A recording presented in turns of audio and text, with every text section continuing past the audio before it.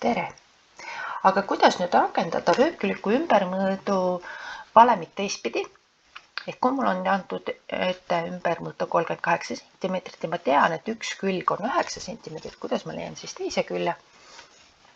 Jälle käitun samamoodi, sama muster kogu aeg, kui mul on antud kas ümbermõõt või pindala.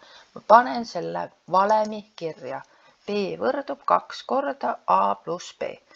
Ja nüüd mul ei jää muud midagi üle, kui asendada seal olevad need tähed, mille arve me tean.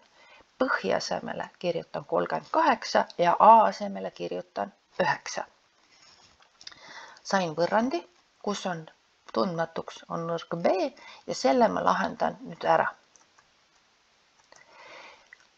Kuna mõlemal pool on jälle see 2, siis mul tasub 2-ga läbi jagada, et ma ei hakka üldse siin sulge avama seal, et ma võin ka sulud avada, teha 2 korda 9 ja 2 B-d, aga lihtsalt ma teen oma arve sellega väiksemaks, et ma kohe näen, et mul on seal see 2-ga korrutamine, jagame ära, et teisel pool on ka paarisarv.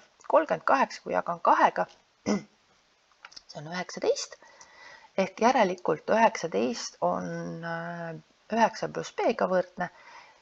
Vahetan võrrandil pooled ära, sa ei pea isegi mõlemat rida kirja panema, et sa võid kohe vahetada pooled ära ja ka juba siin, et sa võtad siit, kui ma asendan, võtan selle poole ja panen selle arvu sinna põhja asemel siia teisele poole võrdlusmärk, et sul on kohe pooled õiget pidi.